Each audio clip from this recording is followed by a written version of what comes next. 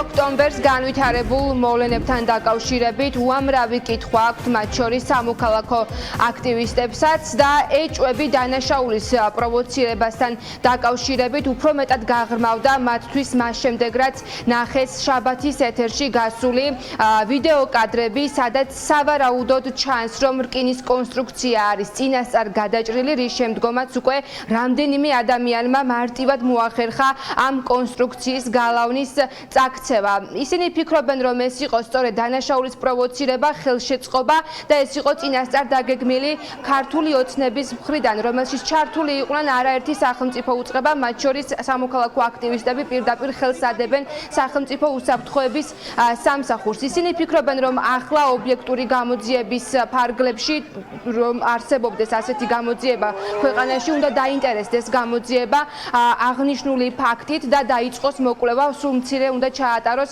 საგამოძიებო ექსპერტიზა იმისთვის, რომ დაადგინოს თუ რა ვითარებაში მოხდებოდა ასე მარტივად სახელმწიფო ობიექტის, სტრატეგიული ობიექტის გალავნის გარღვევა. ისინი ფიქრობენ, რომ ამ შემთხვევაში ქართულმა ოცნებამ მოახერხა ეს საპროტესტო აქცია, რომელიც 300 დღეზე მეტი მიმდინარეობდა დედაქალაქის ქუჩებში, მისი მარგინალიზება მოეხდინა და წარმოეჩინა, რომ თითქოს ეს აქცია არის ძალადობრივი და სწორედ ეს იყო მიზანი, ასე ფიქრობენ სამოქალაქო აქტივისტები.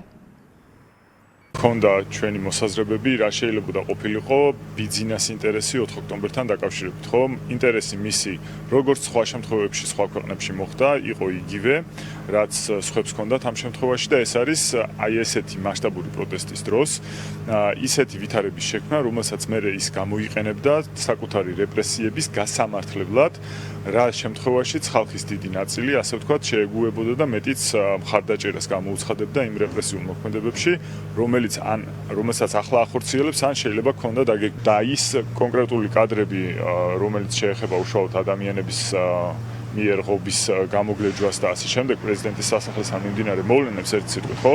აი ამ ეჭვებს და მოლოდინებს აბსოლუტურად ადასტურებს. მე ხარ რაც არ უნდა ყოფილიყო შედეგი 4 ოქტომბრისა, ქართული ოცნების ნერვიულობა ამ თემაზე, ამ დღეზე საკმაოდ ჩანდა ეს ვიზუალურადაც ძალიან მარტივად დასანახი იყო. ამიტომ ვფიქრობ, რომ სუსი კარგად მუშაობს. ეს კარგად ცუდია, ეს უკვე სუბიექტურია უფრო მეტად, მაგრამ ფაქტია, რომ ამას ჩარევა შეძლეს და თავიანთი ინტერესი გაინახდეს, ესე რომ ვთქვათ რა. არ იყო დაგეგმილი კარგად, ფაქტია, არ იყო მშვიდობიანი, როგორც გვეუბნებოდნენ, მაგრამ ეს ძალადობრივი დეტალები მგონია, რომ ზუსტად სუსის ინტერესი იყო და მოახერხეს კიდევაც. 4 ოქტომბერს განვითარებულ მოვლენებთან დაკავშირებით დღეს ისაუბრეს სასულიერო პირებმა, მათი ყურადღების მიღმა არ აღმოჩენილა სწორედ ის კადრები, სადაც ჩანს, რომ სავარაუდოდ გადაჭრილი იყო წინასწარ რკინის კონსტრუქცია და დღეს ამ საკითხს ამბიონიდან გამოეხმაურნენ სწორედ სასულიერო პირები. ვნახოთ, რას ამბობენ ისინი.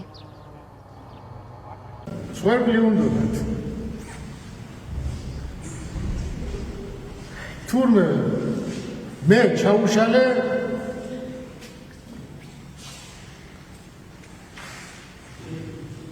ის განზრახვა, რაც ჰქონდა სახელმწიფო ჩაფიქრებული, რომ მას ორივე მხარეს უნდა მსხვერპლი, რომ თქვენ ხალხი სოფლიოს თვალში გამოეჩინეთ, აი როგორი აგრესიულები არიან ჩვენს მიმართებაში, რომელიღაცა ნაციონალური მოძრაობა იქნება ეს თუ რა ვიცი კრებსითი ნაციონალები. აი როგორი აგრესიულები არიან და რას უშვებიან, აი როგორ დაამკვრივეს, გადახერხილი როგორ დაახვედეს და ეს ჩაუშალე და თურმე ამიტომ არის გაბრაზებული ჩემზე ეს პროპაგანდისტული ტელევიზიები და სახელმწიფო. მერტი გვეუბნება, რომ იყვარდეს მტერი შენი და ჩვენი პრემიერ-მინისტრი ამბობს, რომ საერთოდ არ ამაყობთ გზნობა ადამიანების.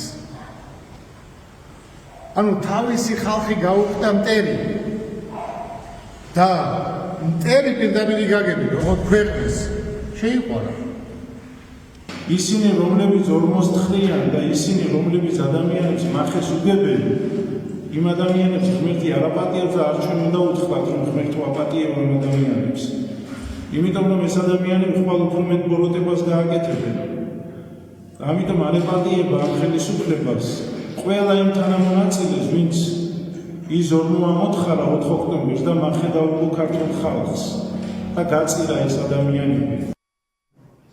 ამ კადრების შესახებ, რომელიც შესაძლოა საერთოდ ცვლიდეს საქმის არს, ამ დრომდე არ გაუკეთებია რაიმე განმარტება პროკურატურას და ამ საკითხთან დაკავშირებით მათ შორის დუმს ქართული ოცნებაც.